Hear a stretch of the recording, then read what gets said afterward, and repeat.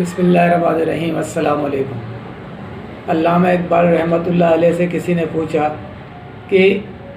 امام کی حقیقت کیا ہے، ہمارا امام کیسا ہونا چاہیے؟ تو علامہ اقبال رحمۃ اللہ علیہ نے فرمایا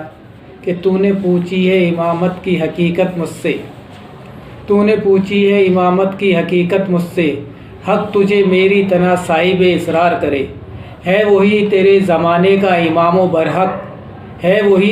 تیرے زمانے کا امام و برحق، تو تجھے حاضر اور موجود میں پڑھنے نہ دے، موت کے آئینے میں تجھے دکھا کر رخ دوست، موت کے آئینے میں دکھا کر تجھے رخ دوست، تیری زندگی اور بھی دشوار کرے، دے کے احساس ضیاء، دے کے احساس ضیاء تیرا لہو گرما دے، فقر کی سان چڑھا کر تجھے تلوار کرے۔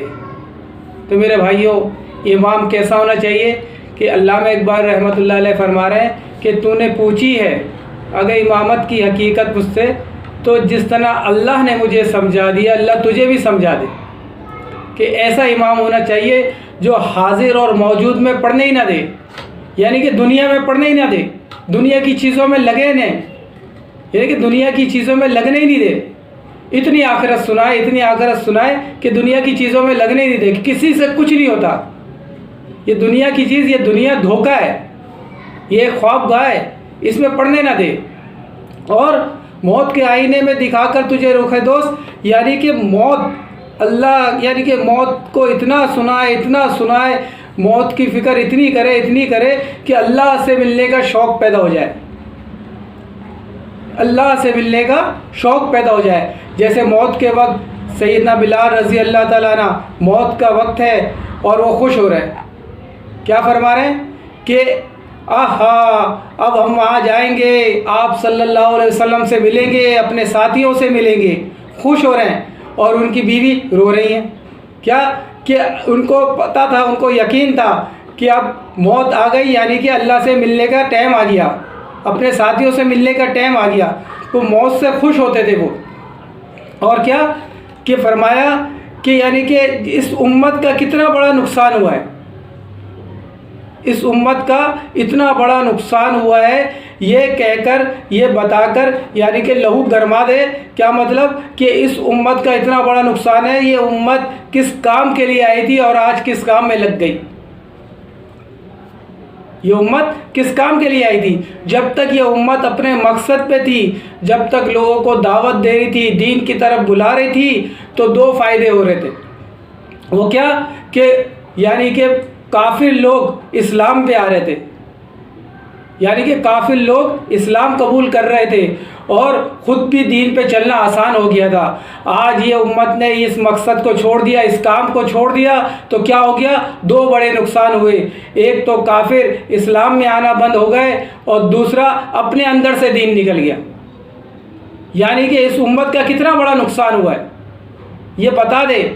کہ اس امت کا کتنا بڑا نقصان ہوا ہے، اور فقر کی سان چڑھا کر تجھے تلوار کرے۔ اس کی تشریح فرمائی ہے کہ فقر کہتے ہیں اس کو، فقر کہتے یعنی کہ کسی کو غریب ہونے کو نہیں کہتے، یہ فقر ہے، فقیر ہے۔ فقر اس کیفیت کا نام ہے کہ اس کے دل میں سے یعنی کہ دنیا کی محبت نکل جائے، دنیا کی مال و متاع کی محبت نکل جائے، اور ایک اللہ کی محبت اس کے دل میں آ جائے، یہ ہے فقر، یعنی کہ اس کو دنیا سے ہٹا کر، یعنی کہ دنیا سے ہٹا کر آخرت کی فکر دل میں آ جائے، تو یہ ہے فقر، اور اس کی سان چڑھا کر، یعنی کہ اس کو تیز کر دے، اتنا صاف کر دے، اس کے دل کو اتنا صاف کر دے، دنیا کے سارے گرد و غبار ختم ہو جائیں، اور آخرت کی فکر اس کے دل میں آ جائے، اور آخرت کی محبت دل میں آ جائے، اللہ کی محبت اور اللہ کے حبیب صلی اللہ علیہ وسلم کی محبت اس کے دل میں آ جائے، ایسی تیز کر دے تلوار، ایسی تیز کر دے۔ یعنی کہ آج کیا ہو رہا ہے، آج ہم لوگ اتنی باتیں کر رہے ہیں، اتنی باتیں سن رہے ہیں، لیکن ہمارا دل اس طرف آتا ہی نہیں ہے۔ ایک نے فرمایا، میرا دوست تھا، کیا کہہ رہا ہے کہ ہم لوگ اتنی باتیں سنتے ہیں، اتنی کرتے ہیں، لیکن بات دل پہ اثر نہیں کر رہی۔ وجہ کیا ہے کہ ہمارا دل یعنی کہ برائیوں میں لگ لگ کے اتنا کالا ہو گیا کہ ایک خیر کی بات بھی اثر نہیں کر رہی، یہ حدیث کا مفہوم ہے. اللہ کے رسول صلی اللہ علیہ وسلم نے فرمایا جب دل یعنی کہ آدمی گناہ کرتا ہے تو اس کے دل میں ایک کالا نقطہ لگ جاتا ہے, کالا دھبا لگ جاتا ہے. اگر وہ توبہ استغفار کر لے تو کیا ہوگا کہ وہ نقطہ صاف ہو جائے گا. اگر جس نے توبہ استغفار نہیں کری تو وہ پھر دوبارہ گناہ کرتا ہے تو ایک اور نقطہ لگ جاتا ہے, ایک اور دھبا لگ جاتا ہے, یہاں تک کہ وہ گناہ کرتا رہتا ہے کہ دل سیاہ ہو جاتا ہے, پھر خیر کی بات اثر نہیں کرتی.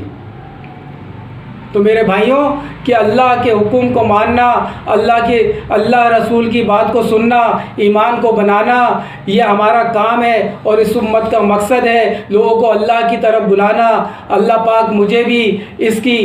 ہمت عطا فرمائے, اس کام کرنے کی توفیق عطا فرمائے. اللہ پاک مجھے دین کی محنت کرنے کی توفیق عطا فرمائے اور آپ کو بھی دین کی محنت کرنے کی توفیق عطا فرمائے. جزاک اللہ. السلام علیکم.